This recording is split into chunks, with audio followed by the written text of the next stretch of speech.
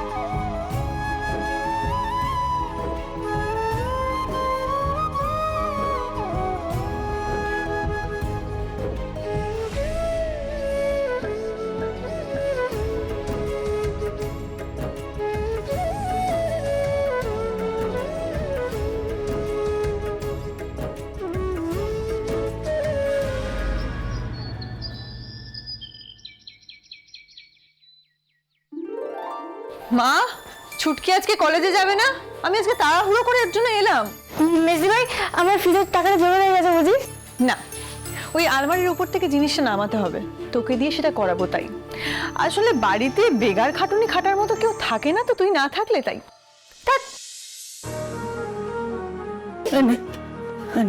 পরোটা আর আলু চচ্চড়ি আছে, খেয়ে নিবি, আর জলটা নে।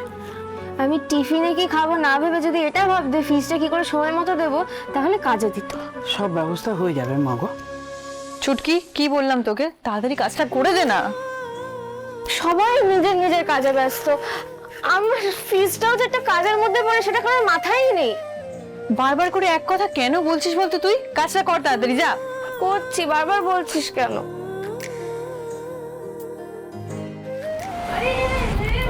কি হচ্ছে? এই দাঁড়িয়ে আছে দেখে, আস্তে আস্তে কি দেখে পড়ছিস না তোরা? দাঁড়া দাঁড়া দাঁড়া, দেখে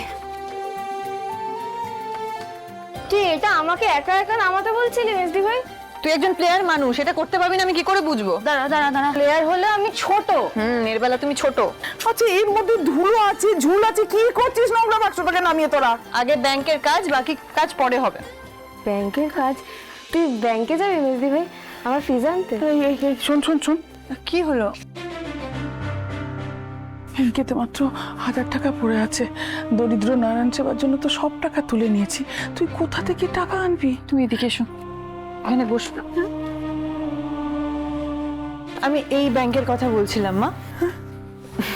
এই ব্যাংক আমি আর তোমার বড় মেয়ে মিলে চালাই। এখন দেখি এই ব্যাংকে কত টাকা আছে।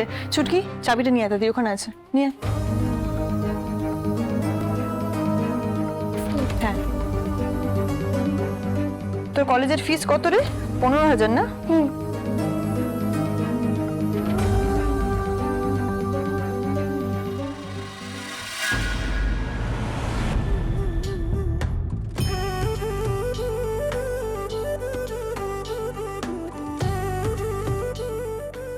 এত টাকা?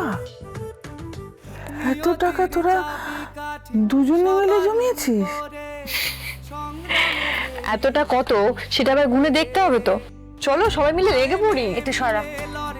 হেসেলের জোরে দিন ফেরে দিনের ভাঙা ঘরে আঁচলের আছে স্বপ্নেরা বাঁচে মায়ের হাতে হাতে হাল ফেরাবে অন্নপূর্ণার লক্ষ্মীরা দেখো অন্নপূর্ণার লক্ষ্মীরা অন্নপূর্ণার লক্ষ্মীরা দেখো অন্নপূর্ণার লক্ষ্মীরা।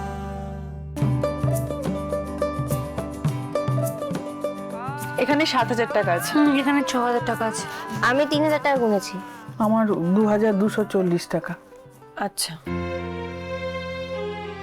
অ্যাকাউন্টস নিয়ে পড়ছিস তো? এখান থেকে 15,000 টাকা আলাদা কর।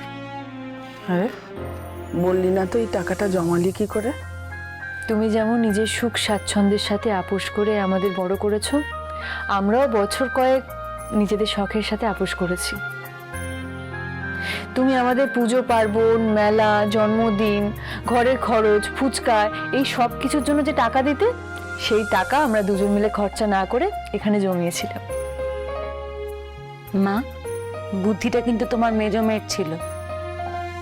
কিন্তু দিদি, তুই ছিলি বলেই এই ব্যাংকটা হয়েছে। এই যে এটা 15,000 টাকা আমার কলেজের ফিস, আর এটা 3,240 টাকা, এটা ব্যালেন্স।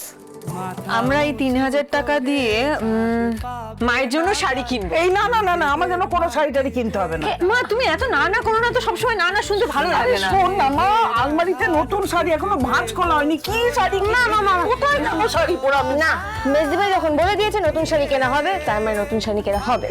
ফেরাই লক্ষ্মীরা আমার